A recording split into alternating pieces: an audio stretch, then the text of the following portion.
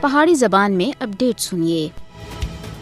بھارتی میڈیا مقبوضہ جموں کشمیر کے حوالے تھی ہمیشہ منفی رپورٹنگ کرتا آیا ہے۔ مقبوضہ جموں کشمیر میں خبراں اور رپورٹاں کو متعصبانہ بیانیاں میں تبدیل کر کے ہے۔ بھارتی میڈیا دی طرف تے RSS BJP دے ایجنڈے دی تکمیل ہے۔ RSS دے متاثر بھارتی میڈیا کشمیریاں دی جدوجہد آزادی دے بارے وچ حقیقت کو تروڑ مروڑ کے جھوٹ کے طور دے اوتے پھیلانے دی کوشش کر رہا ہے۔ خاص طور دے اوتے 5 اگست 2019 دے بعد بھارتی میڈیا دی جموں کشمیر دی کوریج سراسر متعصبانہ اور گمراہ کرنے والی ہے۔ مقبوضہ جموں کشمیر دے متعلق بھارتی میڈیا دی رپورٹاں جھوٹ تے اُتے مبنی ہوندیاں ہیں اور انہاں کو متعصب انداز وچ پیش کیتا جاندا ہے۔ مقبوضہ جموں کشمیر وچ زمینی حقائق دے حوالے تھی غلط بیانی کرنا مقبوضہ جموں کشمیر وچ بھارتی فوجیاں دی طرف تے انسانی حقوق دی خلاف ورزیاں کو چھپانے دے واسطے بھارتی میڈیا جعلی خبراں کو پھیلاندا ہے۔ انسانی حقوق پامالیاں ادھر تک کہ بنیادی ضرورتاں دی عدم دستیابی دے اوتے احتجاج کرنے والے عوام اور شہریاں کو بھی بھارتی میڈیا عسکریت پسند دے طور دے اوتے پیش کرتا ہے۔ بھارتی صحافی اور ٹی وی اینکرز مقبوضہ جموں کشمیر دے اوتے مودی حکومت اور RSS دی کٹ پتلیاں بن چکی ہیں۔